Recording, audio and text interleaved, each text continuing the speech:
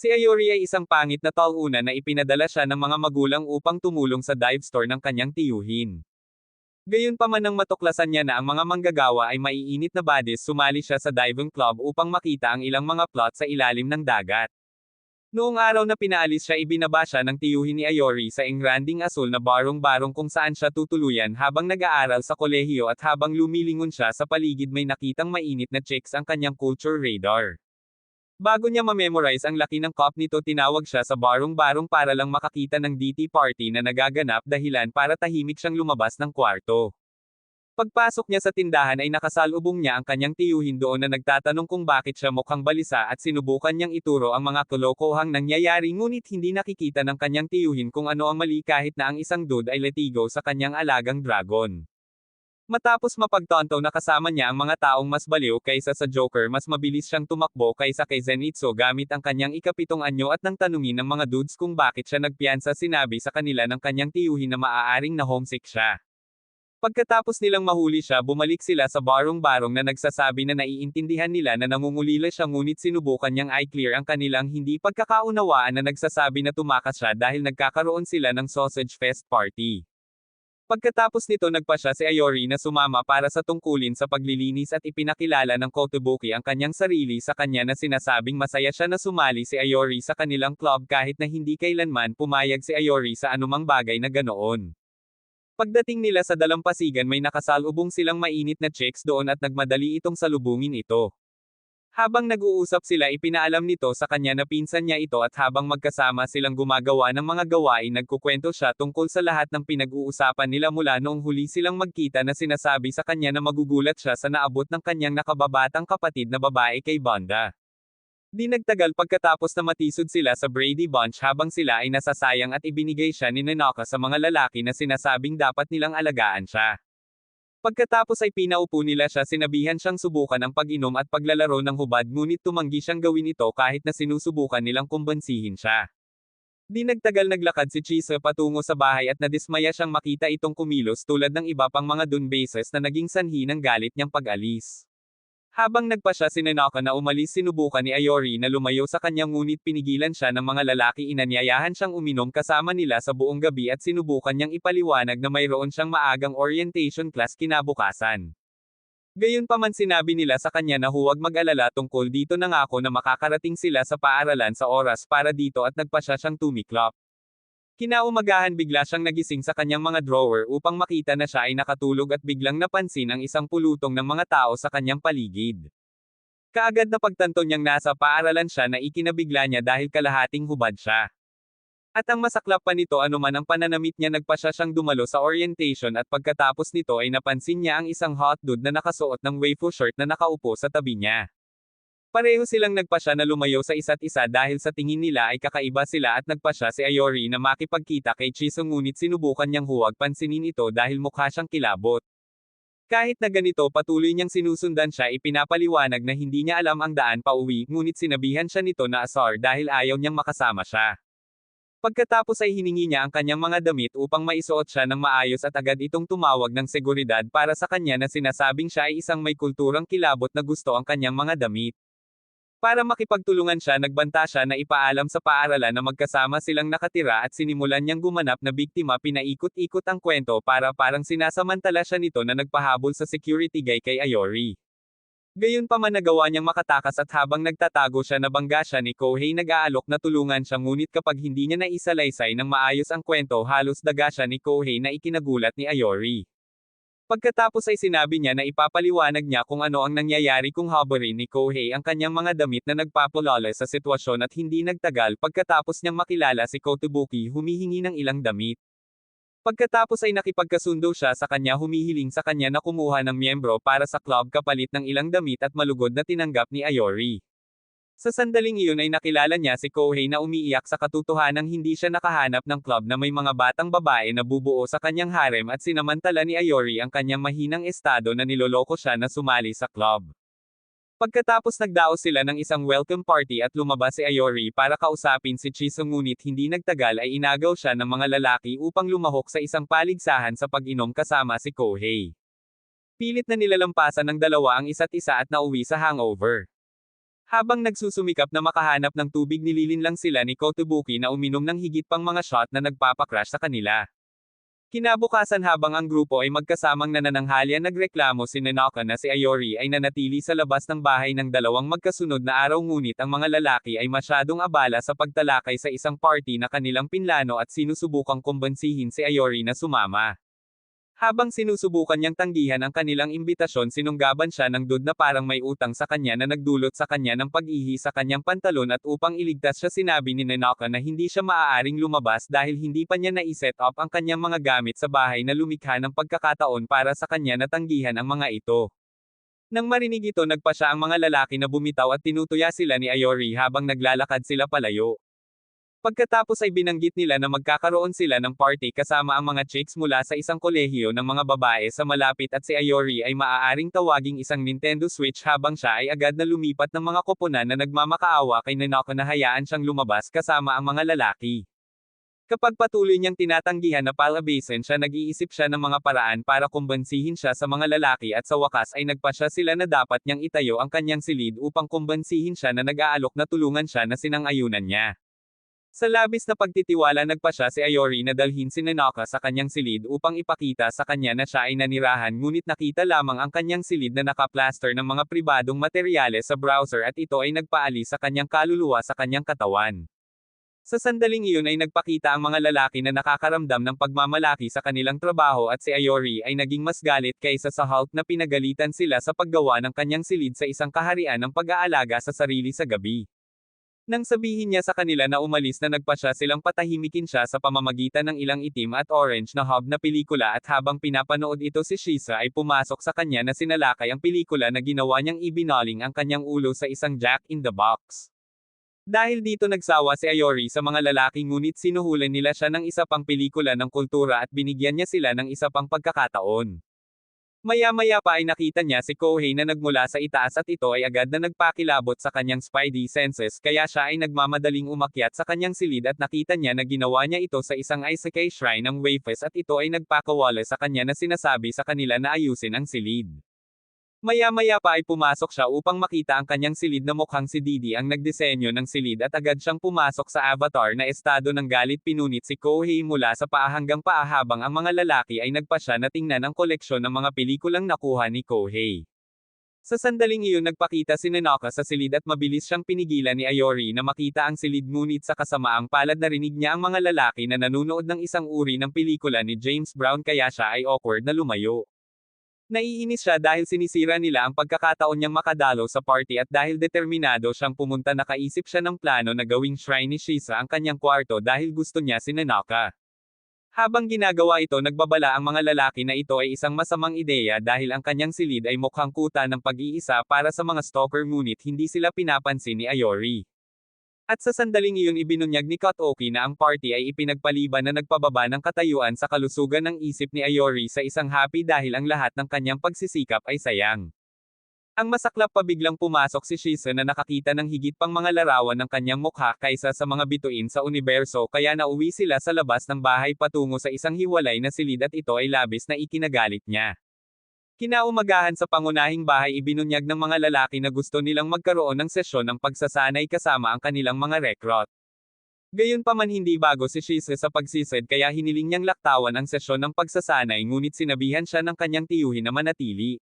Sa sandaling iyon tinanong ni Ayori kung maaari ba siyang manood na nagpapaliwanag na ang isang bato ay maaaring lumangoy ng mas mahusay kaysa sa kanya.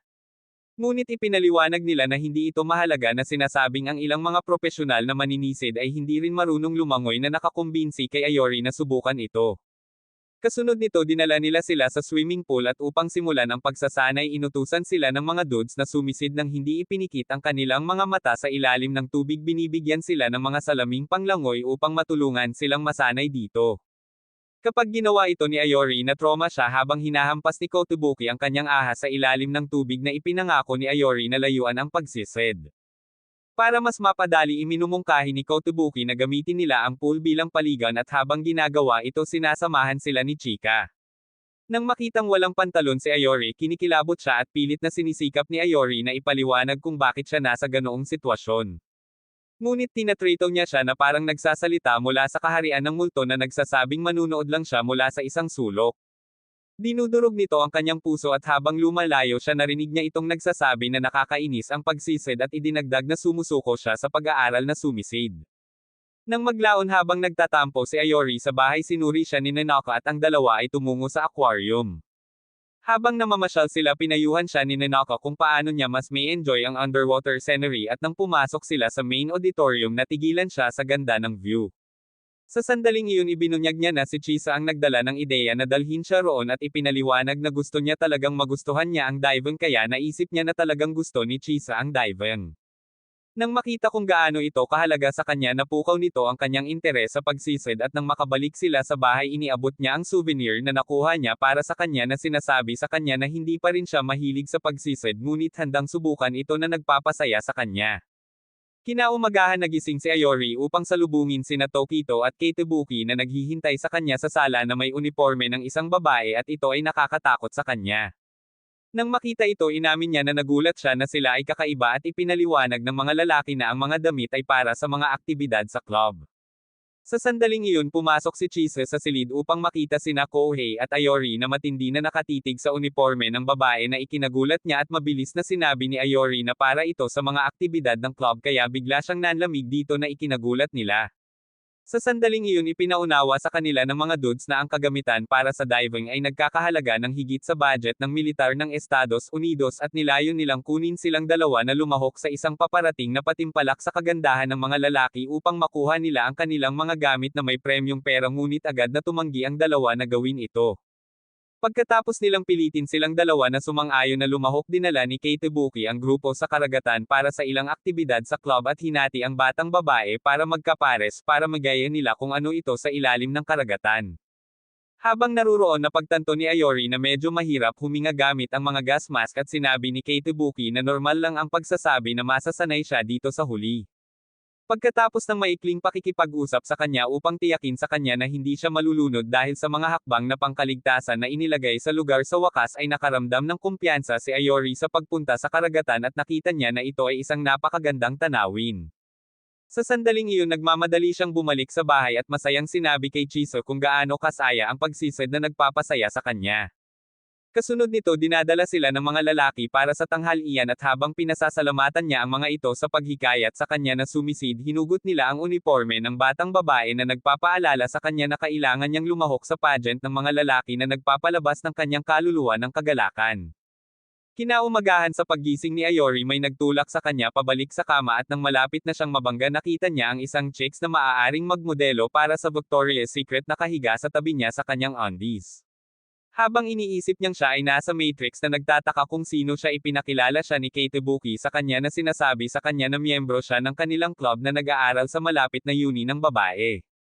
Ipinaliwanag niya na bahagi siya ng mga bro at nabigla si Ayori nang malaman niyang komportable siyang matulog sa isang silid na puno ng mga gigachad na may langis. Pagkatapos nito ipinaalam nila sa kanya na mayroon silang gagawin sa labas at inanyayahan nila si Arate na sumama ngunit bago niya ito magising sinabi nila sa kanya na gusto muna nilang makipag-usap sa kanya. Pagkatapos nito tumungo silang lahat sa tabing dagat kung saan naghahanda si Ozure ng merienda para sa kanila at ibinunyag nila na tutulong ang mga freshmen sa pagbebenta ng mga merienda na iyon sa isang festival upang makalakam ng ilang pondo para sa club. Sa sandaling iyon tumungo si Tokito upang ihanda ang mga kagamitan sa pagsisid kasama si Keitebuki at habang naghahanda si Ozure na turuan silang gumawa ng ulam itinakda nila ang kanilang plano na makilahok si Chise sa pageant ng kababaihan sa halip na sila. Dahil alam niyang hindi siya papayag na gawin ito sa kanyang tamang katinoan nagpasya silang lasingin siya ngunit pagkatapos ng maraming nabigong pagtatangka nalaman ni Ozure ang kanilang plano kaya nagpasya silang lumapit sa kanya na hinihiling sa kanya na lumahok dito.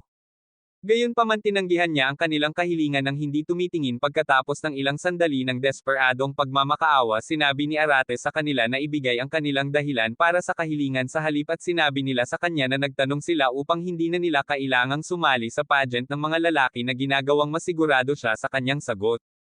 Nang maglaon sa bahay habang naglalasing ang mga lalaki at naglalaro ng kanilang karaniwang hubad na bato paper gunting sinubukan ni Azure na kumbansihin si Chisa na makilahok sa beauty pageant at bagamat sa una ay tumanggi siya ipinaalam niya kay Chisa na hindi kailanman nag-alinlangan ang mga lalaki na siya ang mananalo dahil iniisip nila na siya ang pinakamagandang babae sa paaralan na nagpapahiya sa kanya.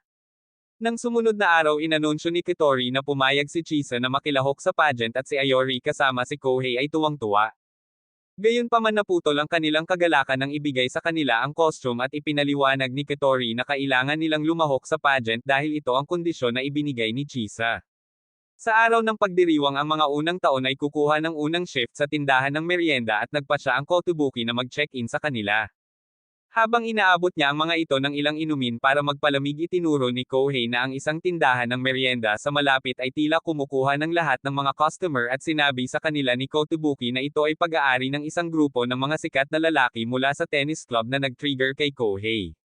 Sa sandaling iyon nagpakita si Azure kasama ang kanyang milkshake na dinadala ang lahat ng mga lalaki sa bakuran na ikinagulat nila at mabilis na kinuha ni Chisa ang kanyang jacket upang takpan siya. Gayunpaman ito ay tila napakaliit upang maglaman ng kanyang napakalaking kanyan. Kaya nagpa siya siyang humanap ng shirt na isusuot at sinabihan si Ayori na sumama sa kanya.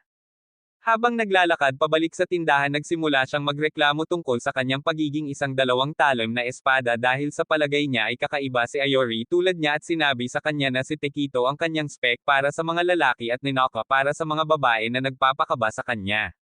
Kapag tinanong niya ang tungkol sa kanyang uri nagpa siya siyang maging tuwid tungkol sa pagiging tuwid ngunit sinabi niya kung gaano kalaya ang pakikipag-usap sa isang tulad niya dahil hindi talaga siya naiintindihan ng iba at dahil dito ay nagpatuloy si Ayori sa kasinungalingan. Nang makabalik sila sa shop tinanong ni Kohei si Ayori tungkol sa biglaang pagkahumaling ni Azure sa pagtulak sa kanilang dalawa at humingi ng paumanhin si Ayori sa pagkaladkad sa kanyang mga kasinungalingan kahit na hindi niya alam ito at si Kohei. Pagkatapos nito ang ilang douchebags mula sa nakikipagkompetensyang tindahan ay nagsimulang tumama sa Chisa at Azure at ito ay nakakainis sa kanilang dalawa. Sa sandaling iyon nagpakita si Ayori kasama si Kohei na kumikilos na parang sinapian sila ni Hisoka at dahil dito ay nabigla ang mga dudes na naging dahilan upang sila ay awkward na lumayo. Pagkatapos nito nagpa siya ang mga batang babae na lumipat ng shift at nakiusap si Ayori na makasama si Chisa dahil ayaw niyang makitungo kay Azure. Nang tanungin niya kung bakit gusto niyang makasama siya sa shift sumagot siya na ayaw lang niyang mapag-isa si Azure at binibigyang kahulugan niya ito bilang crush niya ito na ikinalitaw niya. Nagpatuloy sila sa kanilang nagtatrabaho na parang iisa ang utak nila habang pinag-uusapan ang oras ng kanilang mga pageant at pagkaraan ng ilang sandali nagpakita si Ninaka kasama si Azure hinaila si Chisa palayo upang maghanda para sa kanyang pageant. Sa sandaling iyon sumama sa kanya si Kohei at hindi nagtagal ay nag-away ang dalawa kung sino ang mas akma na makapasok sa kategorya ng biro ng paligsahan. Biglang sinabi sa kanila ni Kotobuki na isinasara na nila ang shop dahil magsisimula na ang pageant show ni Chisa at tumungo sila para panoorin ito.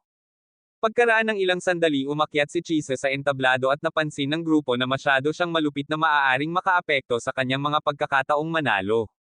Upang mapabuti ang kanyang mga pagkakataon iminumungkahi ni Kohei na pangitiin nila siya upang gawin ang mga mukha na kahit na ang isang ina ay hindi kayang mahalin ngunit sa halip ay lalo siyang nagalit.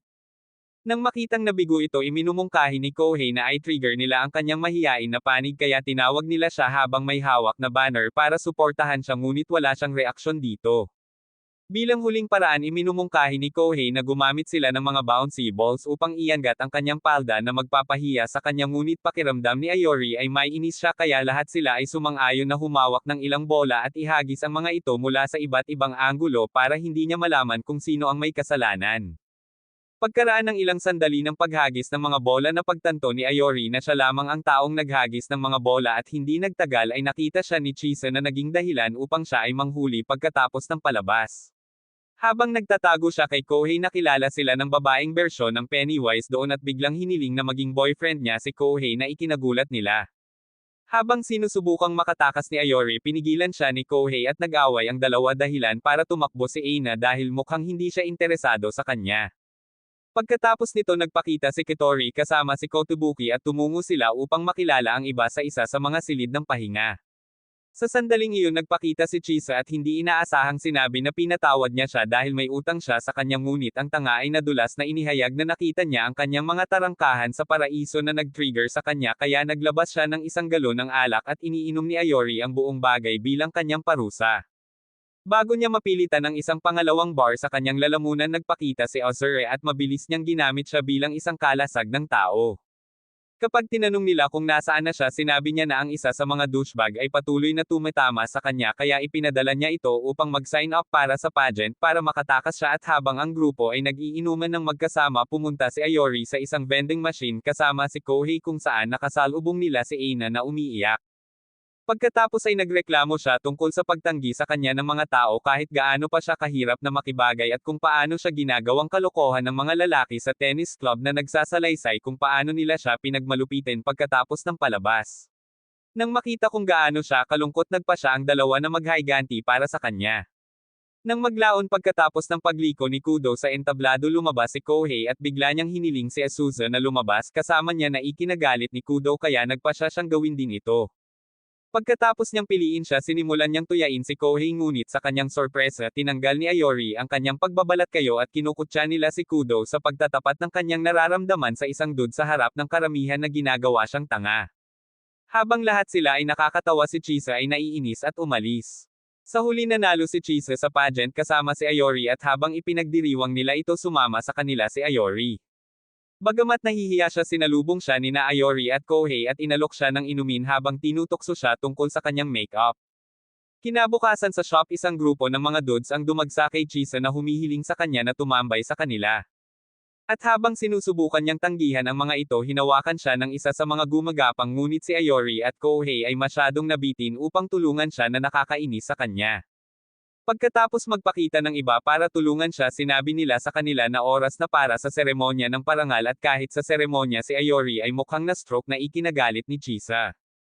Nang tanungin ni Kitori kung bakit tila siya nagalit ipinaliwanag ni Azusa na nasasaktan siya na si Ayori ay nagtrabaho ng husto upang pasayahin ang isang random na bimbo at hindi nila siya tinulungan nang siya ay inabala ng mga dudes kahit na siya ay sumali sa paligsahan para sa kanila. Bilang parusa sa kanya inanunsyo niya na si Ayori ay at nagalit sa kanya ang mga dudes sa karamihan. Kinabukasan sa paaralan habang si Ayori ay nanlalamig kasama si Kohei napansin niya na ang bawat lalaki sa klase ay nakatitig sa kanilang direksyon at sinubukan nilang alamin kung bakit ito nangyayari dahil wala naman talagang kakaiba sa kanila. Pagkatapos ng maraming teorya iminumungkahi ni Kohei na alamin ito mula kay Chisa ngunit tinanggihan ni Ayori ang ideya sa pag-aakalang sasampalin niya ang mga ito dahil masama ang pakiramdam niya sa nangyari sa festival. At sa kanilang pagtataka nakita nilang nagwawak siya sa kanila na may malawak na ngiti na ikinagulat nila. Pagkatapos ay tinanong siya ni Ayori kung ano ang nangyayari at sinagot niya siya sa isang cutesy na paraan na nag-trigger sa mga mandurumog at bagamat tinatanggihan niya na wala siyang alam tungkol sa kung ano ang nangyayari bigla siyang nakatanggap ng isang tala na nagbabantang ipadala siya upang makipagkita kay Rengoku kung hindi siya makikipaghiwalay kay Chisa na nagdulot sa kanya ng pagkalito. Nang tanungin ni Kopi kung sila ay nagde-date tinangka ni Ayori na tanggihan ito ngunit pinutol siya ni Chisa na kinumpirma ang chismis at sarkastikong nagpasalamat sa kanya sa pagtataya ng kanyang buhay upang patunayan ang kanyang pag-ibig para sa kanya na nagpanik sa kanya. Sa sandaling iyon sinubukan agad ni Kopi na magpiyansa dahil hindi siya kasama dito ngunit pinigilan siya ni Ayori at nang siya ay lumaban sumigaw si Ayori na lalabas siya kasama si Azusa naglalagay din ng target sa kanya. Nagdulot ito ng pag-aaway ng dalawa at pagkaraan ng ilang sandali bumaling siya para makiusap kay Chisa at nalaman na wala na ito. Nang maglaon sa tanghalian tila nanlalamig ang dalawa kahit na nakakuha sila ng sapat na mga banta sa kamatayan na magpapatakot kahit kay John Wick. At habang nag-uusap sila isang dude mula sa kanilang departamento ang nagpakita upang magtanong kung maaari nilang ituro sa kanya ang pamamaraan ng hypnosis na ginamit nila kina Chisa at Azusa upang mapalabas sila kasama ang dalawa na ikinagalit ni Ayori at pagkatapos na malaman na narinig nilang dalawa hanggang na nagpaplanong gamitin ang mga ito bilang pataba. Habang nagsisimula silang lumapit sa kanila nagsimulang magpanik ang dalawa at desperadong sinubukan ni Ayori na ipaliwanag na nagkamali sila ng ideya tungkol sa relasyon nila ni Chisa ngunit patuloy na sinasalungat ni Kohei ang bawat puntong ginagawa niya na ginagawang mas marahas ang mga mandurumog. Habang gagawa sila sa kanilang dalawa sinabi ni Ayori na matatalo sila napigilan sila at sinabing magpaplano sila ng mixer para sa kanila na naging dahilan upang agad na magalit sa kanila ang mga mandurumog. Mamaya sa bahay ang dalawa ay nakiusap kay Azusa na ipakilala ang kanyang mga kaibigan sa kanila ngunit sinabi niya sa kanila na tanungin si Chisa sa halip at siya ay tumugon sa kanya sa masamang paraan kaya ipinagpatuloy niya ang kanyang pagmamakaawa at pumayag siyang ipakilala ang kanyang mga kaibigan sa kanila sa kondisyon na si Ayori ay patuloy na kumilos bilang kasintahan ni Chisa hanggang sa tanggapin niya ito na sinang-ayunan niya dahil ang kanyang buhay ay nakataya. Nang maglaon ipinakilala ni Azusa ang isang cute na babae sa kanila na ginawa silang parang mga unggoy sa init at pagkatapos ng ilang sandali ng pananabik ay napagtanto nilang si Aina pala ito nang wala ang kanyang makeup na ikinaasar nila pakiramdam na hinayla sila ni Azusa ng mabilis. Pagkatapos ay ipinakilala niya ang kanyang sarili bilang isang bagong miyembro ng kanilang club habang ang dalawa ay natatakot at nagdududa kung magagawa niyang iset up ang mixer. Sa araw ng mixer sobrang kinakabahan ang dalawa habang hinihintay nilang magpakita si Aina kasama ang kanyang mga kaibigan at sa sandaling iyon dalawang dudes ang nagpakita para sa mixer. Habang papunta sila sa bar ay tinanong nila ang dalawa tungkol sa mga batang babae na magpapakita at sinusubukan nilang bigyan sila ng tapat na mga sagot nang hindi sila nawawala ng interes. Sa sandaling iyon nag-alala si Ayori dahil nag-aatubili siyang iset up ang mixer dahil kaka-member pa lang niya ng kanilang club at ang mga dudes ay sumasang-ayon sa kanyang pag-aatubili na gawin ito dahil hindi nila gustong ipakilala ang kanilang mga kaibigan sa isang grupo ng mga kakaibang kilabot. Noon pa lang sinimulan na nilang gamitin si Ayori bilang doormat dahil nagseselos sila ay may girlfriend siya at hindi niya ito maitatanggi dahil sa deal na ginawa niya kay Azusa.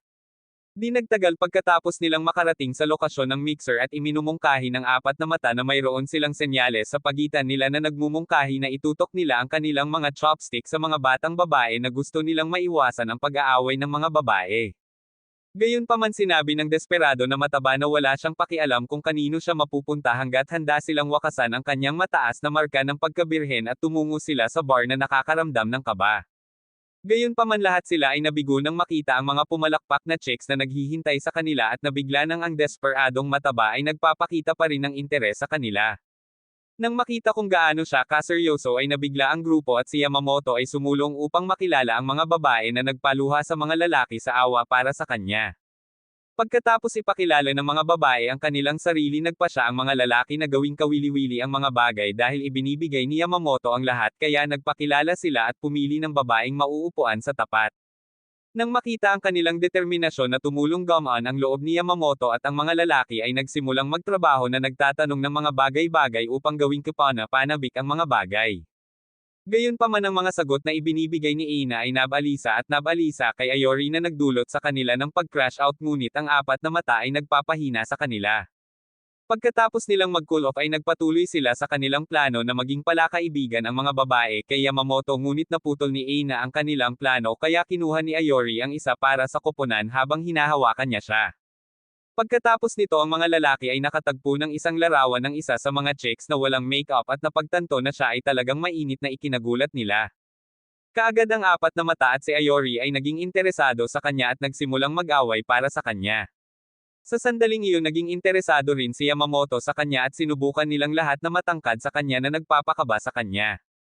Samantala si Kohei ay hindi interesado sa kanya dahil hindi siya mahilig sa mga 3D na babae ngunit nagiging interesado siya kapag nakita niya ang isang poster ng kanyang paboritong anime na waifu sa larawan.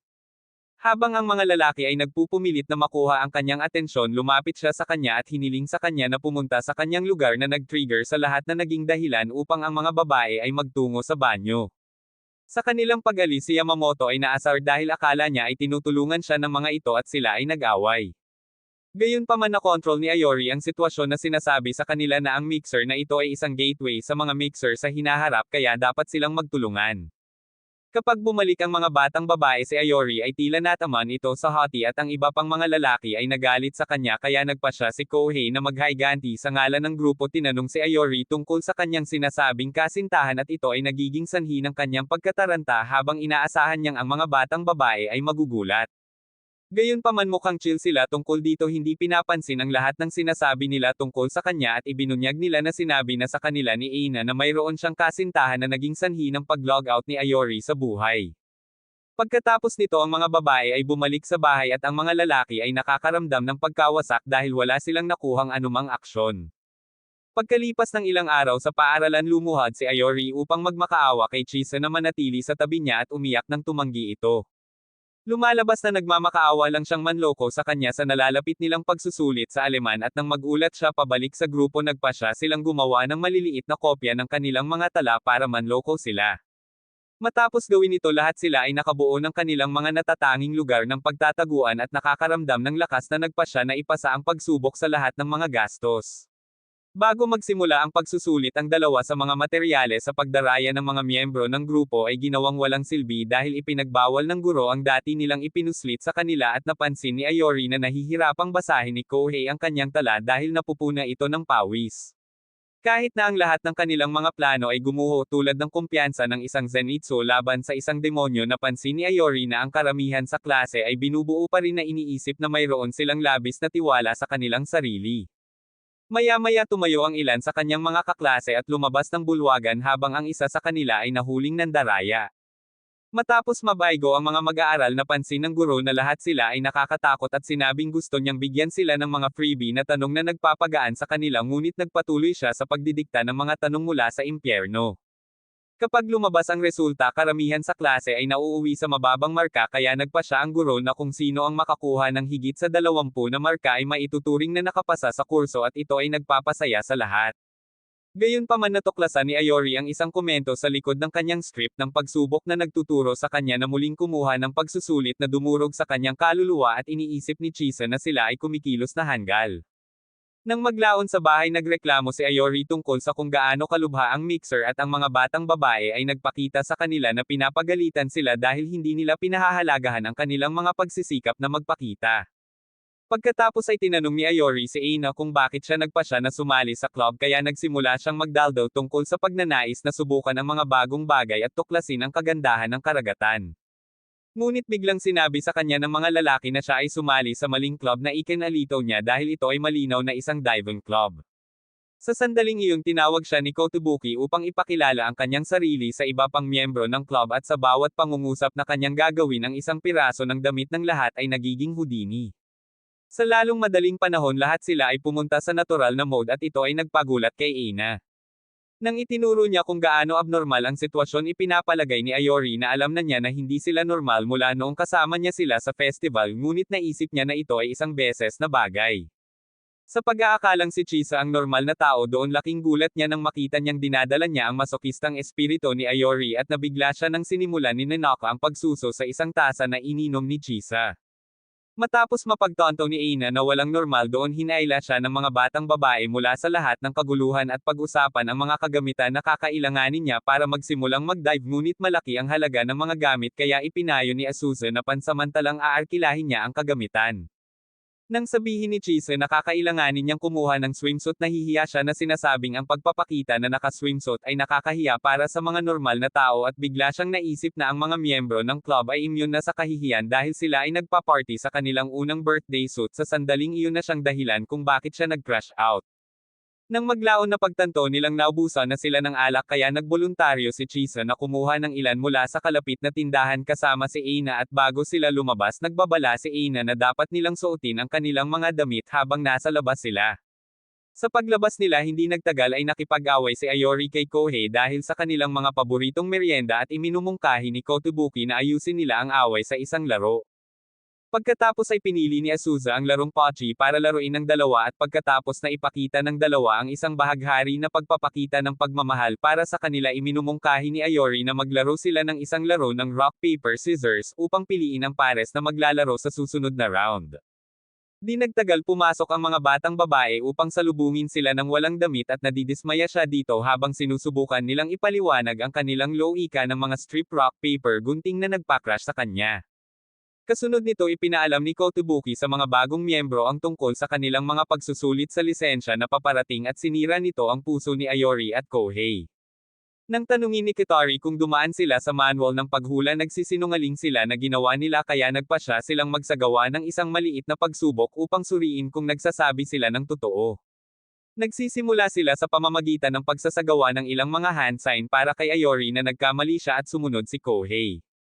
Kaya ibinibigay sa kanila ni Kotobuki ang manual, inutusan silang kabisaduhin ito at habang ginagawa ito nakilala ni Nanaka si Ayori pagkatapos ay sinubukan kung gaano kalambot ang kanyang mga airbag sa dibdib sa kanyang likod upang mahuli siya pagkatapos ay itanong kung totoo na lumalabas siya kasama si Chisa na may malamig na boses. Nakakatakot ito kay Ayori at ginagamit niya ang mga senyales ng kamay upang magsenyas ng tulong ngunit ipinapalagay ng grupo na nagsasanay lang siya. Kasunod nito ay tumakbo siya kay Azusa para humingi ng tulong at iminungkahi niya na lutisin nila ang isyo sa pamamagitan ng pagsasabi kay Nanaka na gusto niya si Kohei.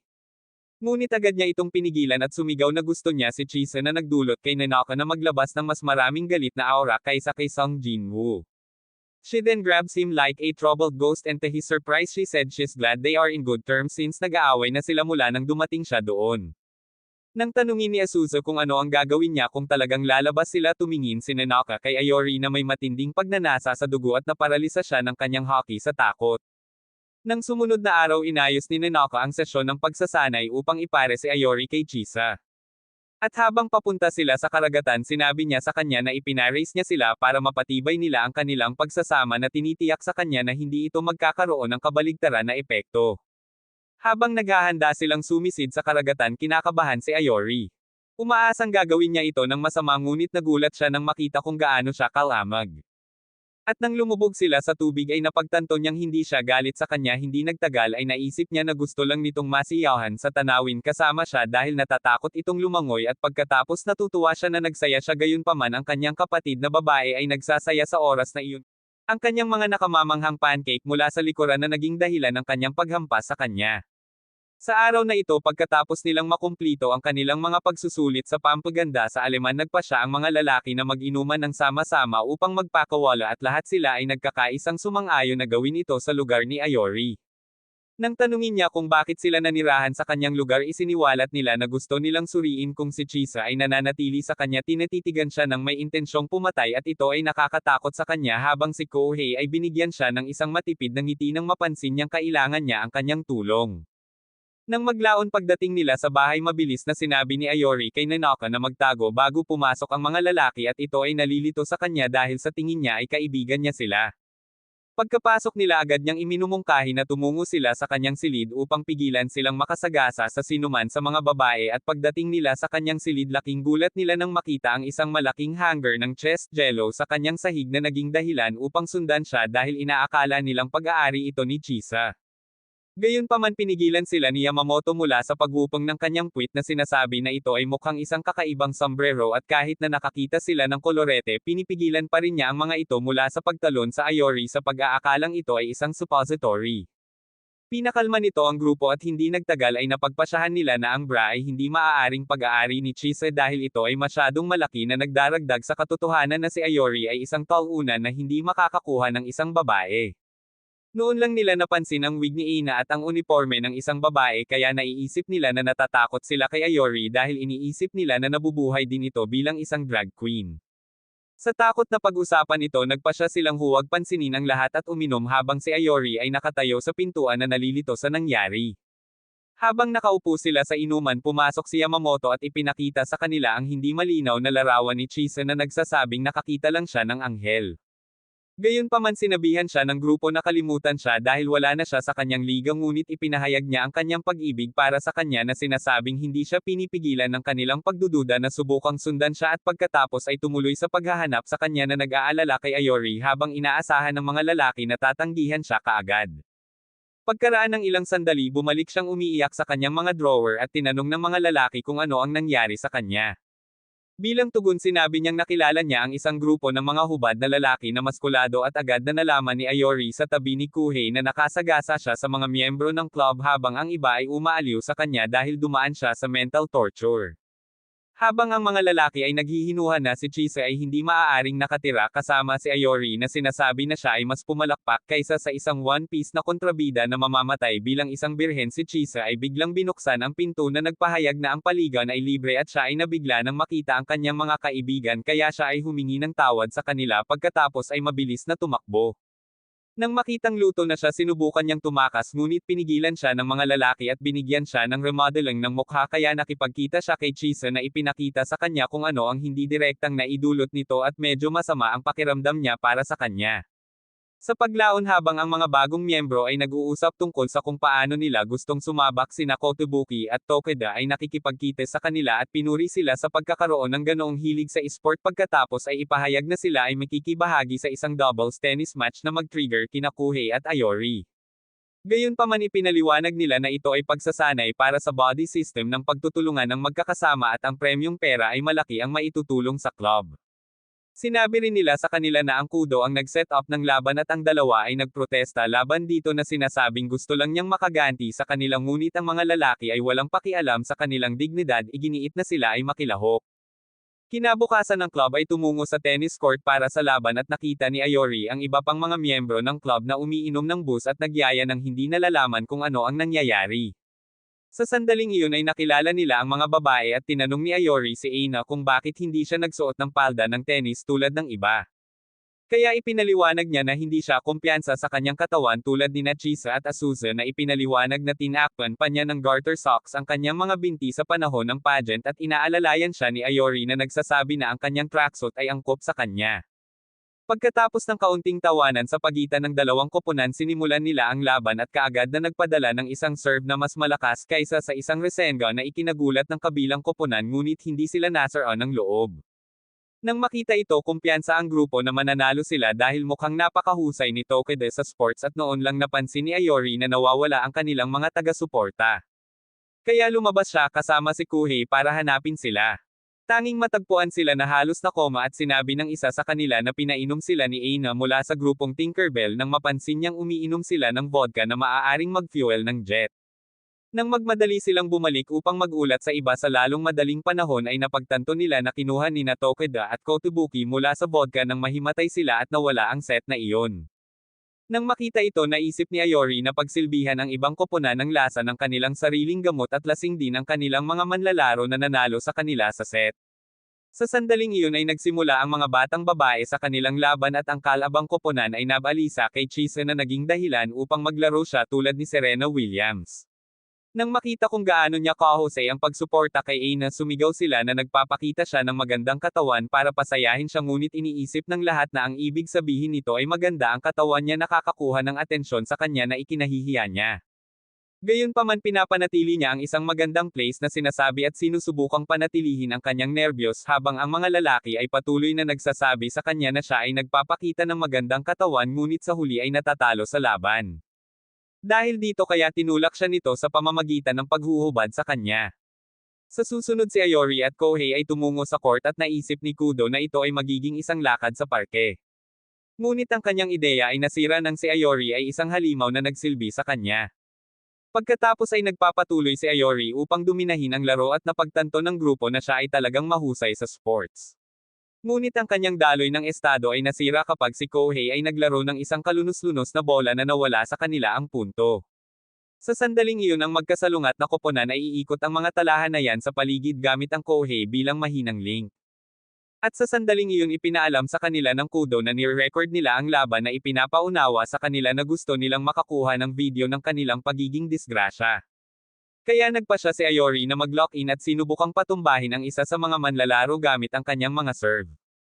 Ngunit patuloy silang umiiwas sa bola na ikinadismaya niya. Bilang isang huling paraan nagpatuloy siya upang patumbahin si Kohei at lumipat ng pwesto kasama sina Kotobuki at Tokito na nagpatuloy upang lipulin si Kudo at ang kanyang kasamahan na nanalo sa kanila sa laban. Pagkatapos nito nakipag-away si Kohei kay Ayori dahil sa ginawa niya. At nang tanungin nila kung naglaro ba si Ayori ng tennis dati ipinaliwanag niya na natuto siyang maglaro para sumali sa tennis club para maka-score siya ng mga babe ngunit nagpa siya siyang sumuko dahil mayroon na siyang bagong sport na mamahalin. Noon lang inabutan siya ni Chisa ng tuwalya at pinuri siya sa mahusay na paglalaro na ikinagulat niya. Pagkatapos iminungkahi ni Tokito at Kotobuki na gamitin nila ang premyong pera upang maglakbay sa isang resort sa Okinawa na ikinagulat ng grupo at nakita ni Ayori ang isang diving magazine sa kanilang mga kamay sa pag-aakalang ginawa nila ang lahat para makapunta sila sa isang diving camp trip.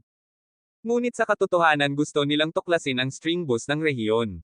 Kinabukasan habang ang mga lalaki ay nasa sabik sa paglalakbay pumasok si Tokito upang sabihin sa kanila na nakakuha siya ng part-time na trabaho para sa kanila upang mapadpad at nang hiningi nila ang premyong pera na napanalunan nila mula sa laban sa tennis ipinaliwanag niya na sinagot lamang nito ang mga gasto sa paglalakbay at idinagdag na kailangan nilang bayaran ang iba pang aspeto ng pera mula sa bulsa na ikinagulat ng mga lalaki. Kinabukasan nakasalubong ng mga batang babae ang dalawa na mukhang pagod sa bahay kaya ipinaliwanag nila na nakuha sila ni Tokito ng part-time na trabaho sa isang lilipat na kumpanya na sinasabing buong araw silang nagtatrabaho sa pag-aangat ng mga pakete at pagkatapos nilang mabayaran nilustay nila ang pera sa isang bar. Pagkatapos ay ibinunyag nila na si Tokito ay pumasok na muli sa trabaho ngunit sila ay masyadong naubos upang sumama sa kanya at sa sandaling iyon ipinaalam sa kanila ni Ozure na si Kotobuki ay nasa kanyang trabaho din na ipinapalagay nilang isang lalaki na bersyon ng isang manggagawa sa gabi o brothel na advertiser. Gayunpaman sinabi ni Ozure na wala iyon at iniimbitahan silang bisitahin siya sa kanyang trabaho. Di nagtagal nakilala nila siya sa kanyang trabaho sa bartender na ikinagulat niya at habang sinasabi ng mga babae kung gaano siya kakulabala ang mga lalaki sa pag-iisip na siya ay isang makulit na uri ng bartender.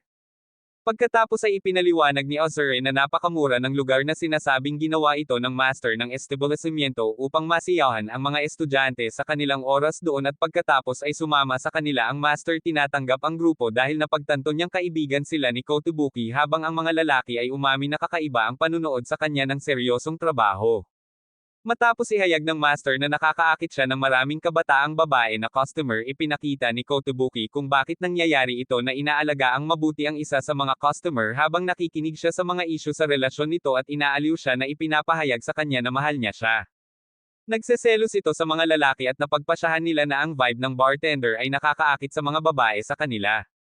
Kaya't sinabihan sila ng master na subukan ang pagiging isang bartender at nagpalit sila ng kasuotan ngunit nagreklamo na ang pagiging maayos na bihis sa paligid ng alkohol ay nararamdaman na hindi natural na nag-trigger kay Aina. Pagkatapos ay sinabihan sila ng master na alagaan ang mga babae at nagsimula si Kotobuki sa pamamagitan ng paghahain kay Asute ng kalamansi at gin tulad ng iniutos niya.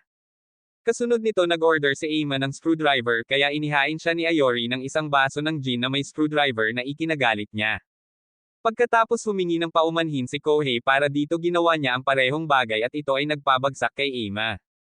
Nang makitang wala silang ideya kung paano gumawa ng mga cocktail inabutan sila ng master ng isang libro ng mga cocktail at habang binabasa ni Ayori ang mga pangalan ng mga cocktail abala si Kohei sa pag-iisip dahil sa malikot na pangalan ng inumin. Upang gawing mas madali ang mga bagay para sa kanila iminumungkahi ni Aima na muling likhain nila ang mga eksena sa bar mula sa mga palabas sa TV. Ngunit nabasa ni Kohei si Ayori sa alak at nagpasya siyang maghayganti kay Kohei na naging dahilan upang sila ay mag-away. Nang makita sila inaakala ng master na sobrang close sila nagtatanong kung anong uri ng relasyon ang mayroon sila at sinagot ni Asute kasama si Kotobuki na mayroon silang hubad na uri ng relasyon na ikinagulat ng master. Para kumpirmahin ito tinanong ng master si Ayori kung may kasama siyang lalabas at nagbigay siya ng positibong tugon.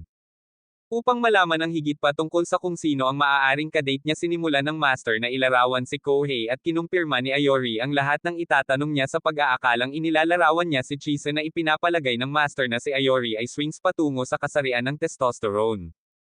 Pagkatapos ay nagsimula siyang matakot at nauuhaw siya pagkatapos ay hindi sinasadyang uminom ng cocktail na iniaalok ni Kohei kay Aina. Dahil dito labis siyang lasing at para maging matino siya ibinulong ni Ayori na dapat siyang magpakatino dahil maaaring may mangyari sa kanya na nakakatakot sa Panginoon. Nang sumunod na gabi dumating ang mga lalaki sa kuna ni Yamamoto upang uminom at tumambay at habang iniihaw nila si Yamamoto dahil sa sobrang pagpalakpak para magkaroon ng kasintahan tinanong ng mga lalaki sina Chisa at Ayori agad na sinabing hindi niya ito ginalaw na nagpapatahimik sa kanila.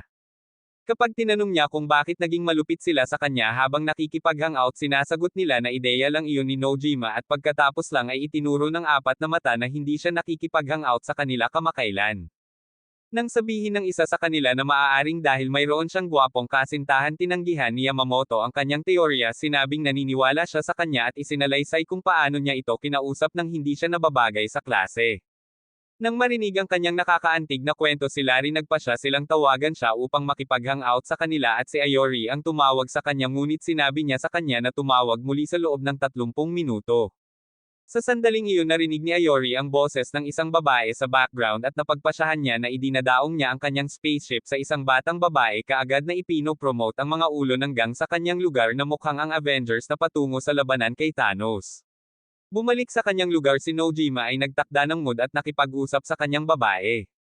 Ngunit bago siya makakilos nakarinig siya ng katok sa pinto na nagsasabing siya ay isang delivery man ngunit pinipigilan niya itong sagutin dahil pinaghihinalaan niyang ito hanggang na sinusubukang isabotahe ang kanyang uka. Gayunpaman sinimulan nilang i-drop ang mga pribadong browser CD sa pamamagitan ng kanyang mail hole upang maging hindi komportable ang kanyang babae at nagawa niyang iligtas ang sitwasyon. Pagkatapos ay gumawa sila ng iba't ibang pagtatangka upang makuha ang kanyang atensyon ngunit nabigo ang bawat isa na pigilan siya at nang malapit na silang sumuko narinig ni Kohei ang batang babae na nagbibigay sa kanya ng paggamot na lagi niyang pinapangarap na masakit sa kanya kaya nagpa siya siyang tumulong at gayahin ang ilang boses ng babae na tinawag si Nojima na sa wakas ay nagtagumpay sa pagpapaalis ng chick sa kanyang bahay. Habang sinusubukan niyang ipaliwanag na pinaglalaroan siya ng kanyang mga kaibigan nanunumpa ang mga lalaki na tretuhin siya bilang isang taksil sa kapatiran at napansin na sinusubaybayan pa rin ni Ayori si Nojima kaya ipinaliwanag niya na naniniwala pa rin siya na babalik siya sa kanila kahit na nanumpa siyang putulin sila. Habang pinagmamasdan nila siya sinabihan ni Nojima ang babae na ipakilala siya sa kanyang kaibigan dahil hindi na siya interesado sa kanya at pinalipad niya ito sa kanilang mga kamay. Matapos pagtawanan ng gang si Nojima nagsimula silang mag-alala dahil iniisip nilang mag-isa silang mag-isa ngunit sinabihan sila ng Four Eyes na huwag mag-alala tungkol dito dahil napagkasunduan nila na kung sino ang magkaroon ng girlfriend ay magtatakda ng mixer para sa kanila. Kaya bumaling sila kay Ayori ngunit nagreklamo siya na maaari niyang ipagpatuloy ang pag-set up ng mga mixer ngunit kapag nag-alok sila sa kanya ng pera agad siyang tumiklop. Nang maglaon humingi siya ng payo kay Kohei kung paano mapapapunta si Chisa sa mixer at sinabi niyang hindi siya interesadong tumulong ngunit tumipi rin siya nang inalok siya ni Ayori ng kaunting pera na nagmumungkahi na maglaro sila ng penalty game sa kanila. Nang maglaon habang tumatambay ang club sa bahay inaalok ni Ayori ang mga batang babae ng ilang sushi upang linlangin sila sa paglalaro ng Truth or Dare na uri ng laro kung saan sino man ang gumuhit ng chopstick kasama ang hari ay mangangahas ng numero.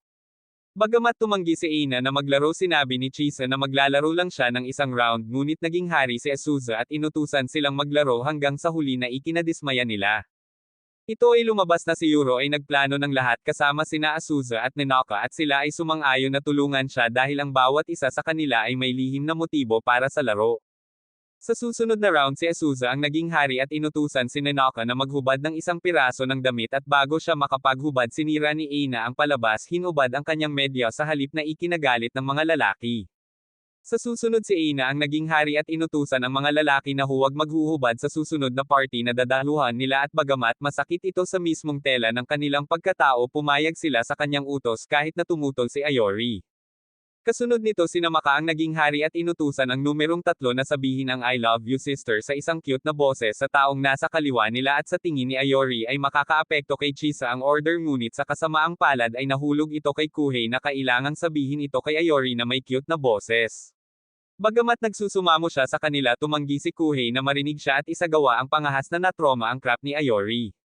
Kasunod nito sa wakas ay naging hari na si Kohei at gumaan ang loob ni Ayori dahil maaari nilang ilagay ang kanilang plano na utusan si Chisa na pumunta sa mixer dahil alam niya ang posibleng numero na napili niya. Gayunpaman hindi naiintindihan ni Kohei ang hudyat na ibinigay niya at nang ahas siya ng maling numero na naging sanhi ng paghagupit ni Ayori sa kanya. Matapos ang pag-aaway ng dalawa inamin nila na hindi gagana ang plano kaya nagpasya silang maglinis at ilabas ang kanilang tunay na intensyon na hiniling kay Chisa na sumama sa kanyang mga kaibigan sa isang mixer na nagbibigay ng dahilan na gamitin ang pera na inalok sa kanila upang i-sponsor ang kanilang paglalakbay. Gayunpaman tinanggihan niya ang mga ito sinabihan silang makakuha ng isa pang trabaho at napagtanto nilang hindi sila kailanman nagkaroon ng pagkakataong makipaglaban-laban sa kanya kaya nagpasya silang maghanap ng ibang paraan para makuha ang pera.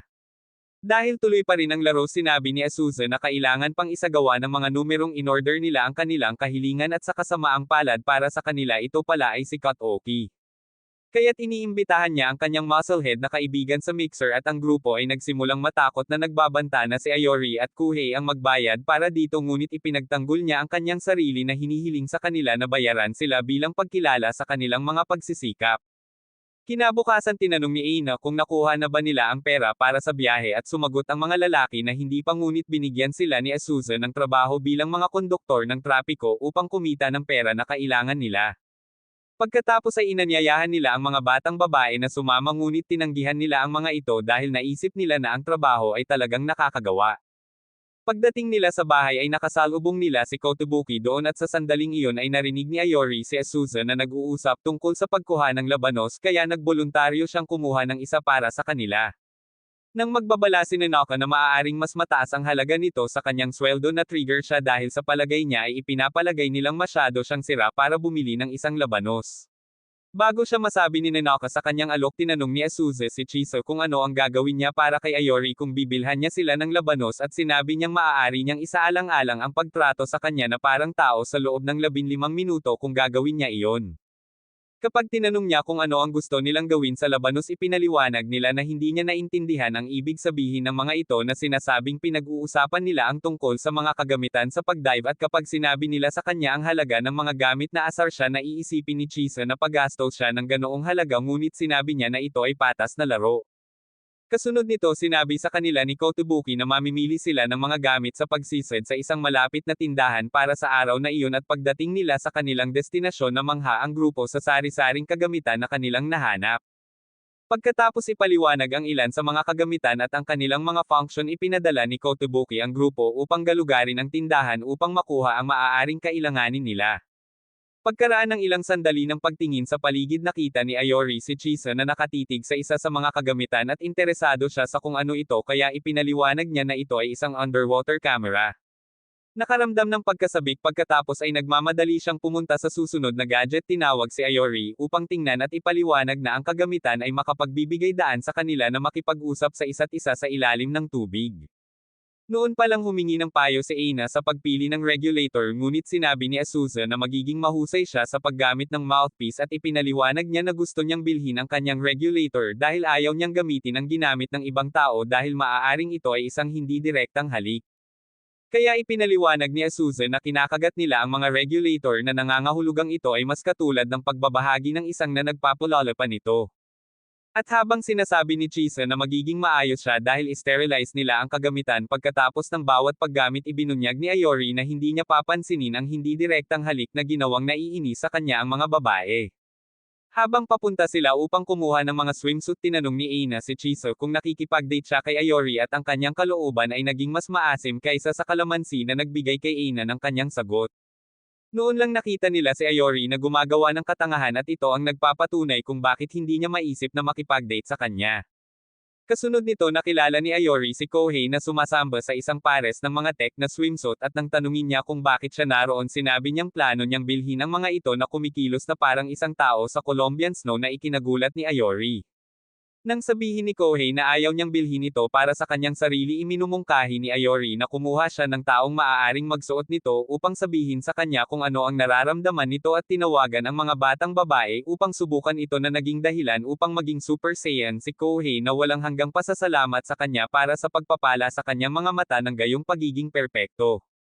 Pagkatapos nito, nagkita-kita ang grupo at ibinunyag nilang lahat kung ano ang napagpasyahan nilang makuha, at habang pinipili nila ang mga gears, nakita ni Ayori kung gaano kahilig si Chisa, at ipinaalala ni Azusa sa kanya kung gaano niya kamahal ang diving, na sinasabing napakasaya ni Chisa na nagkaroon siya ng mga kaibigan sa edad niya na maaaring sumama sa kanya. Pagkatapos nito, ang grupo ay bumalik sa bahay at ipinakita ang kanilang mga binili kay Nanako, na nagpaunawa sa kanila na sila ay gumastos ng masyadong maraming pera sa mga gears, ibig sabihin ay kailangan nilang magtrabaho para makuha ang pera para sa kanilang biyahe. Sa susunod na 2 araw, ang mga batang babae ay nagtatrabaho sa nakakahiyang mga damit na namimigay ng mga poster, habang ang mga lalaki ay nakatayo buong araw nagdidirekta ng trapiko. Nang walang pahinga, sa wakas ay nakuha na nila ang pera para sa biyahe at ang lahat ay nakahanda ng lumabas. Makalipas ang ilang araw, sa wakas ay handa na sila para sa paglalakbay at tuwang-tuwa silang umalis. Nang sa wakas ay nakarating na sila sa kanilang destinasyon, masayang lumingalinga si Aina sa paligid at sinabihan siya ni Chisa na huwag pansinin ang sarili. Gayunpaman, napagtanto niya na ang mga lalaki ay nakakakuha ng lahat ng atensyon habang sila ay nagagalak na parang nanalo sila ng isang Nobel Prize. Pagkatapos nito ang grupo ay tumungo sa apartment na kanilang tutuluyan at ang mga babae ay nagkomento na ito ay mukhang napakaganda habang si Ayori ay mas excited na mayroong pool doon. Nang makarating ang mga lalaki sa kanilang silid na pagtanto nilang napakaliit ng futon para mahukay ang lahat kaya iminungkahi ni Kotoki na piliin nina Kohei at Ayori kung sino ang matutulog sa sahig sa pagitan nila ngunit bago iyon nagpasya silang magtungo sa dalampasigan. Sa kabilang banda sa kanilang pagtungo sa dalampasigan si Aina ay partikular na nasa sabik na naruroon dahil ito ay palaging bahagi ng kanyang pangarap na magkaroon ng gayong kabataang mga karanasan sa pagpunta sa dalampasigan kasama ang kanyang mga kaibigan ngunit ang kanyang panaginip ay nabahira ng mga lalaking tumatakbong walang damit na ikinalulungkot niya. Pagkatapos ay iginiit niya na magtungo sila sa pampublikong dalampasigan upang maisuot ng mga lalaki ang kanilang mga damit at habang nandoon iminumungkahi ng isang manggagawa sa tabing dagat na subukan nila ang kanilang pagsakay sa banana boat.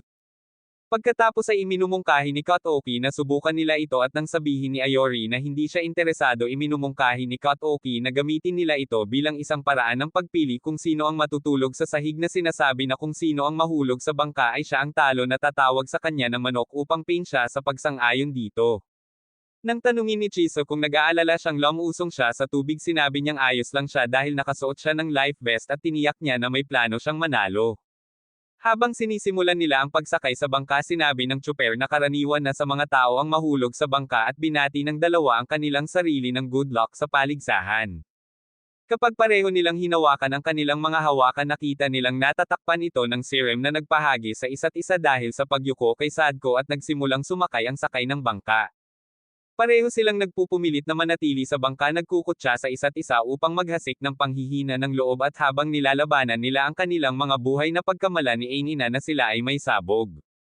Noon lang nagkaideya ang dalawa na matalo ang isa at sabay-sabay nilang binuhusan ng mantika ang paa ng isa't isa dahilan para mawalan sila ng kapit at sabay na mahulog sa tubig. Habang nag-aaway ang dalawa tinanong ni Ainina si Chiso kung nagsasaya siya at inamin niya na ginawa niya. Sumunod sumakay si Ainina sa bangka kasama sina Tokeda at Kotobuki ngunit ito ang pinaka-nakakainis na karanasan na naranasan niya dahil ang bangka ay mas matatag kaysa sa kalusugan ng isip ni Hisoka at ito ay nagpapalungkot sa kanya. Pagbalik nila sa bahay nagsimulang magtamad sina Kohei at Ayori ngunit ipinaalala sa kanila ng mga batang babae ang kanilang paparating na pagsusulit na iniabot sa kanila ang kanilang mga manual upang mapag-aralan nila ito. Tungkol sa kanilang mga pag-aayos sa pagtulog sinabi ni Kotobuli na si Ayori ang natalo at nang makitang ang pagtulog sa sahig ay maaaring hindi mabuti para sa kanya dahil may pagsusulit siya kinabukasan iminungkahi ni Nanaka na manatili siya sa kanyang sarili at kay Azure ay mamaya sa kama kahit na sinabi niya sa kanya na magpahinga si Ayori ay hindi maaaring ipikit ang kanyang mga mata dahil ang mga batang babae ay kalahating hubad sa tabi niya at si Kohei ay tumulong kay Kohei. Kinaumagahan ipinakita ni Kohei ang text sa grupo at ipinapalagay nila na hindi nakatulog si Ayori dahil sa hindi magandang naramdaman niya. Sa kanilang sorpreso lumabas siya na mukhang refreshed at ipinagmamalaki pa niya na mas mataas ang score niya kaysa kay Kohei kaya napaaway sila. Pagkatapos ay nagpa siya si Toki na magtanong sa kanila ng ilang mga katanungan upang subukan ang mga ito at pagkatapos ng ilang madaling tanong nagtanong sila ng isa na si Iroru lang ang nakakakuha na nakakagulat sa kanila. Napagtanto nila sa lalong madaling panahon na siya ay gumugol ng buong gabi sa pagbabasa sa pagtatangkang hindi matukso ng mga babae at habang sumasagot sa higit pang mga katanungan ang kanyang utak ay nagsimulang magulo dahil siya ay nag-ambala sa ilang sandali.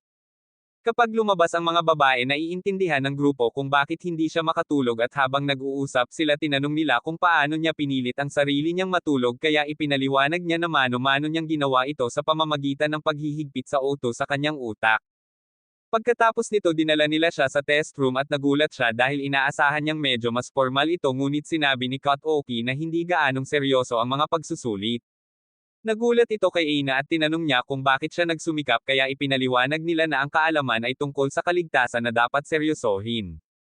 Sinimulan ni Ayori ang kanyang pagsubok at nag-alala si Chida tungkol sa kanya. Kaya pinadalhan siya ni Azusa upang suriin siya para lamang makita niya na naabala siya ng jelo ng dibdib ni Nanaka kaya sinampal niya siya pabalik sa realidad. Kapag tapos na siya binibigyan nila ng marka ang pagsusulit at maayos niya ito na nagpapagaan sa lahat. Kinabukasan lahat sila ay tumungo sa karagatan para sa ilang mga sesyon ng pagsisid at bago sila pumasok sa tubig tinanong sila ni Nanaka ng ilang mga katanungan upang subukan kung handa na sila at pagkatapos ay binabalaan sila na dapat silang agad na muling lumitaw kapag ang kanilang mga tangke ng presyon ay umabot sa 60. Pagkatapos nito tinuruan niya sila kung paano lumubog sa tubig at pagkatapos ay ang ilan sa kanila ay nahihirapang ayusin ito ng tama. Pagkatapos nilang tuluyang makalubog sa ilalim ng tubig binibigyan niya sila ng ilang mga aralin sa pagsisid na ipinapakita sa kanila kung paano gamitin ang kanilang mga regulator at kung paano alisan ng tubig ang kanilang mga baso kung napasok sila ng tubig. Ipinakita rin niya sa kanila kung paano gamitin ang body system at pagkaraan ng ilang sandali ng kasiyahan sa ilalim ng tubig sa wakas ay naabot na ng kanilang mga tangke ang limitasyon kaya kailangan nilang lahat na makarating sa lupa. Habang nakikipagkita sila sa iba nakipagtalo si Kohei tungkol sa pagkakaroon ng mas magandang pressure time kaysa kay Ayori at sa lalong madaling panahon nalaman nilang mas magaling ang mga nakatatandang miyembro ng club kaysa sa kanila. Nang tanungin ni Kohei si Nanaka kung bakit hindi na lang niya sinabi sa kanila na bumalik habang nanatili siya sa ilalim ng tubig ng mas matagal sinabi niya na ito ay isang aktibidad ng pangkat at lahat ay kailangang lumabas sa tubig kung maabot ng isang tao ang kanilang limitasyon.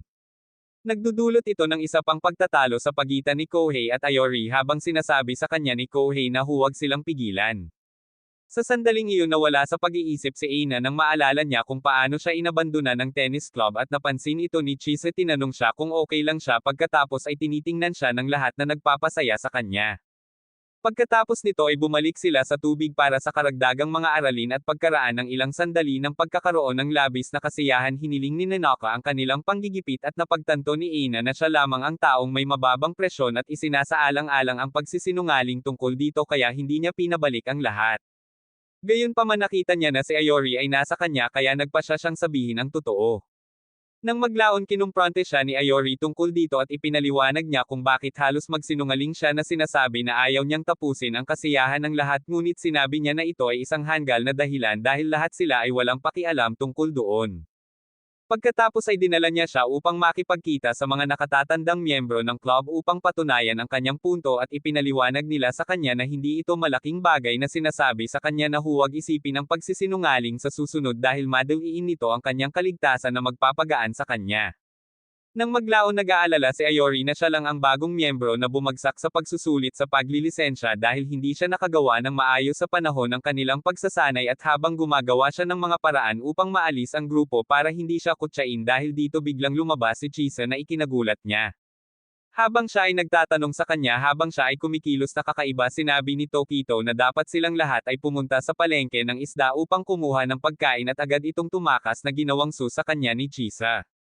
Pagdating nila sa lugar ng pag-aarkila ng sasakyan lahat sila ay nagsasanay sa pagiging clown habang sinusubukan nilang sumakay sa isang maliit na kotse at ang manager ay humihingi ng paumanhin sa paghahalo ng kanilang mga order na nag-aalok sa kanila ng isa pang kotse na may sapat na espasyo para lamang maglabas ng isang truck na ikinagalit ng mga lalaki. Bago sila lumabas nagbabala siya na dapat silang mag-ingat dahil ang bawat pagsalakay sa lugar na iyon ay pribadong pag-aari at doon lang nila napagtanto na si Ina ang tanging taong may kakayahang magmaneho ng kotse na nakakatakot sa mga lalaki. Sa lalong madaling panahon ay napagtanto nila na siya ay talagang mahusay sa pagmamaneho at nagsimulang magsaya sa pagsakay na nagnanais na magkaroon sila ng ilang beer na nag-trigger kay Ina. Pagkaraan ng ilang sandali ay nakarating na sila sa palengke at lahat ay kumalat para makuha ang gusto nila iniwan ang Chisa kasama sina Kohei at Aina. Pagkatapos ay nagpa siya si Aina na mag-check-in sa iba at nakilala si Azusa na nagsasabi sa isang tindero ng tindahan na gusto niyang kumain ng isang matandang lalaki na ikinagulat niya. Kapag nagulat siya pabalik sa iba sinabi nila na malamang na mali siya nang narinig kaya nagpa siya siyang huwag pansinin ang kanyang narinig at pumunta upang tingnan si Tokito para lamang marinig ang sinabi nito sa vendor na gusto niyang mawala siya sa isip. Pagkatapos niyang mabaigo na kumbansihin ang iba pa sa kanyang narinig dinala niya ang mga ito upang tiktikan si Keitubuki at narinig nilang humingi siya sa vendor ng isang high school na babae na ikinagulat nila. Ngunit bago mawala ng kontrol sina Kohei at Aina ipinaliwanag ni Chisa na ito ang mga pangalan ng mga isda na kanilang ibinebenta doon. At sa wakas ay narinig nila si Ayori na humihingi sa nagtitinda ng isang isda na may sapat na lason upang makuha ang isang ganap na nasa hustong gulang. Pagbalik nila sa bahay nakipag-away si Ayori kay Kohei dahil sa pag-espiya sa kanya at tinanong nila siya sa pagsubok na bumili ng makamandag na isda. Sa sandaling iyon inanunsyo ni Tokito na magluluto sila ng magkapares upang maayos nilang pamahalaan ang kusina pagkatapos ay hilingin sa kanila na pumili ng isang numero at habang ginagawa nila ito nagdasal ng husto si Ayori na ipares kay Chisa sa ilang kadahilanan na ikinagulat niya. Sa kabutihang palad para sa kanya ang kanyang mga panalangin ay sinasagot ngunit si Chisa ay hindi komportable dito kaya't hiniling niya kay Ina na makipagpalitan ng mga lugar sa kanya at sinubukan niyang ipaliwanag na ito ay walang kakaiba. Pagkaraan ng ilang sandali tumungo si Chisa sa kusina kasama niya at kapag sinubukan niyang kausapin siya napupunta siya sa defensive mode. Gayunpaman ginagawa niya itong comfortable at nagsimulang ipaliwanag kung bakit gusto niyang ipares ito sa kanya pagkatapos ay hihilingin sa kanya na bigyan siya ng karagdagang mga aralin. Habang nag-uusap sila nagpa siya si Aina na tingnan sila at narinig niya ang isang bahagi ng kanilang chat na napagkamalan niyang inaaya niya si Chisa na dumudurog sa kanyang espiritu.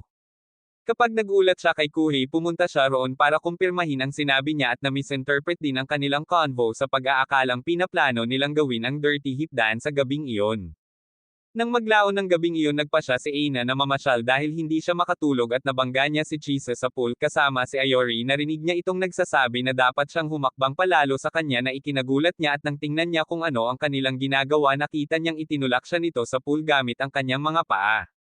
Pagkatapos ay sinubukan niyang magbigay ng mga dahilan para dito ngunit sa wakas ay lumapit siya sa kanya sinabi sa kanya na tinutulungan niya itong magsanay sa pagsisid ngunit hindi siya naniniwala sa kanya hanggang sasabihin ito ni Chisa.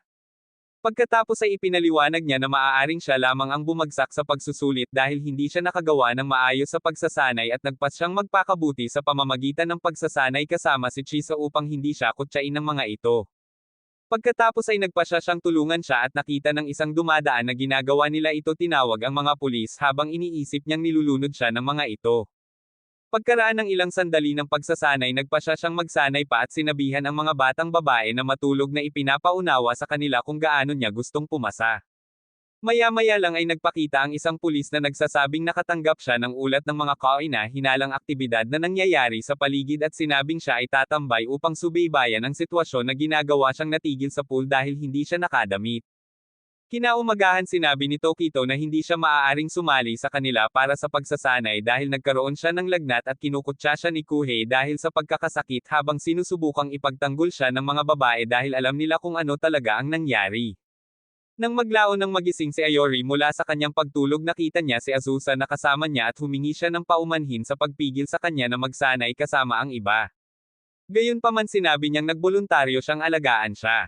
Pagkatapos niyang subukang bigyan siya ng ilang uri ng kakaibang remedyo sa bahay naglabas siya ng isang bote ng vodka na nagpapasaya kay Ayori gayunpaman sinabi niyang hindi siya makakainom dahil may sakit siya at pagkatapos ay bigla siyang nag-aalok ng pagkakataong langgisan ang kanyang makina ngunit pinili niyang panatilihin ang kanyang katayuan bilang panghuling boss ng virginity. Pagkatapos nito ay tinanong niya kung bakit hindi niya hinahabol si Tokito dahil gusto niya ito at hindi siya makapaniwala nang sabihin niyang may kasintahan si Tokito na ikinalulungkot ni Ayori dahil hindi niya ito makuha.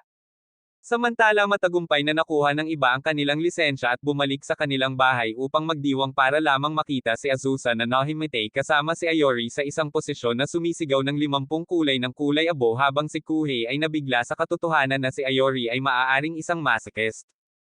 Pagkalipas ng ilang araw ang grupo ay tumungo sa ibang bayan para sa isang diving program at may ilang dudes na nagpakita upang dalhin sila sa lokasyon. Pagkatapos ng mabilisang paglilibot sa bayan nakarating sila sa kanilang destinasyon at sumakay sa barkong maghahatid sa kanila sa lugar ng Daisen. Habang sila ay nagsasaya sa pagsakay doon nagpasya si Kuhei na kumuha ng murang mga shot kay Ayori at ang dalawa ay nag-away ngunit sinira ni Shisa ang kanilang laban dahil naroon ang iba pang mga diver. Sa sandaling iyon ang kanilang instructor ay lumapit sa grupo at inanunsyo na magsisimula na silang mag-dive na nagsasabi na pinaplano nilang sumisid sa lalim na 17 metro sa loob ng 40 minuto. Pagkatapos bigyan sila ng maikling oryentasyon nagpalit ang grupo sa kanilang mga gamit at nagulat si Aina nang makitang nagbabago rin si Ayori dahil wala siyang lisensya ngunit ipinaliwanag niya na nakikilahok siya sa unang dalawang dives kasama ang trial group. Nang magreklamo si Aina na hindi siya sapat na kumpiyansa na sumali sa pangunahing grupo para sa lahat ng kanilang pagsisid sinabihan siya nito na magsaya sa bawat pagsisid tinitiyak sa kanya na magiging maayos siya dahil nasa tabi niya si Shisa upang tulungan siya at ito ay nagpapasaya sa kanya. Pagkatapos ng unang pagsisid ipinakita ng grupo kay Ayori ang magandang tanawin mula sa mas malalim na antas ng karagatan at sinabi sa kanya ni Kotoki na huwag makaramdam ng sama ng loob dahil palagi niyang makukuha ang kanyang lisensya upang makita ito para sa kanyang sarili habang si Kuhei ay nagpasya na kunan siya ng baril na ikinagalit niya. Nang maglaon habang sila ay nanananghalya napansin ni Chise na tila malungkot si Ayori at sa ikalawang pagsisid ay nag-aalala siya tungkol sa kanya kaya nagpa siya siyang laktawan ang pangatlong pagsisid para tingnan siya at habang sinusubukan niyang pasayahin siya napagtanto niyang kakaiba ang kanyang kinikilos buong araw dahil siya ay may sakit sa paggalaw na nag-trigger sa kanya. Habang nag-uusap sila inamin niya na mabait itong tao at nangakong hindi niya kinasusuklaman ang diving dahil sa isang karanasang ito dahil pinahahalagahan niya ang bawat sandali na ginugugol niya sa club na nagpapagaan sa kanyang pakiramdam. Pagkatapos nito tinapos ng instructor ang diving program at lahat sila ay masaya sa barko habang pauwi. Pagdating nila sa kanilang inanunsyo ni Kotoki na hindi nila maaaring bisitahin ang sikat na drinking pub tulad ng plano nila dahil isinara ito at magandang balita ito kay Kuhei bilang Ayori dahil hindi na sila magdamag. Gayunpaman sinabi niya na ay set up nila ang kanilang pagdiriwang ng pag-inom at haharangin ang mga lalaki kapag sinubukan nilang tumakas. Pagkatapos ay ipinaliwanag niya na ibubuhos nilang lahat ang kanilang mga paboritong inumin sa isang malaking palayok habang nagbibigay ng toast at lahat ay magpo-proseso upang uminom mula sa palayok sa buong gabi. Upang magsimula habang nagsasabi ng ilang salita nagbubuhos si Toko ito ng inumin na sobrang puro na maaaring pumatay ng 100% ng mga mikrobyo kapag ginamit upang disimpektahin ang isang bagay at sumunod si Kotobuki na nagpapabaliw sa mga lalaki. Pagkatapos ng ilang iba pang mga tao na magdagdag ng kanilang mga inumin ito ay dumating sa Kuhei at Ayori turn at sila ay nagpasya na magdagdag ng ilang tubig upang palabnawin ang inumin dahil ito ay napakalakas na halos maprito ang atay ni Ayori sa pamamagitan lamang ng pagtingin dito. Gayunpaman hanggang ay nagalit sa kanya para sa pagtatangka na gawin ito at ang dalawa ay naglabas ng mas banayad na uri ng alkohol upang idagdag sa drum. Biglang kinabahan si Kuhei dahil hindi siya magaling magbigay ng mga talumpati ngunit sinabi ni Ayori sa kanya na hindi ito isang malaking bagay at pagkatapos nilang magbigay ng pinakamagulong pananalita kailanman ang dalawa ay nag-away. Sa sandaling iyon sinabihan sila ni Kotoki na magsimulang uminom at si Ayori ay nakaisip ng isang ideya na piyansahan sila mula sa pagiging masayang ngunit ito ay bumabalik sa kanila habang nagdaragdag si Kotoki ng mas maraming alak sa drum. Sina Ayori at Kuhei ay naghanda para sa isang magaspang na gabi na nagpasya na huwag sumuko sa alak ngunit sa huli ay nasasayang sila at ginagawang tanga ang kanilang sarili. Pagkatapos ng pagsabog uuwi ang team kinabukasan at ipinakita ni Chise sa mga babae ang mga larawang kinunan niya ng grupo habang nasa eroplano pauwi.